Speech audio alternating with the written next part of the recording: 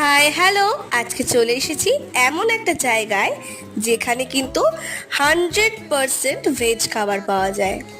যেহেতু পেঁয়াজ রসুন বাঙালিদের আমিষের তালিকাতেই পড়ে, তাই এই ক্যাফেতে কিন্তু খাবারে কোনো ধরনের পেঁয়াজ রসুনও ব্যবহার করা হয় না।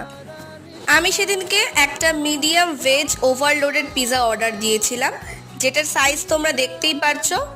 এটার দাম ছিল মাত্র 50 টাকা, আর বানানোর পর কিন্তু এটাকে দেখতে আরও ভালো লাগছিল।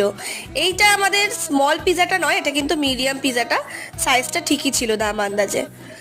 সাথে কিন্তু আমি এখানকার তাওয়া পোলাওটাও নিয়েছিলাম, যেটা খেতে অ্যাভারেজ ছিল।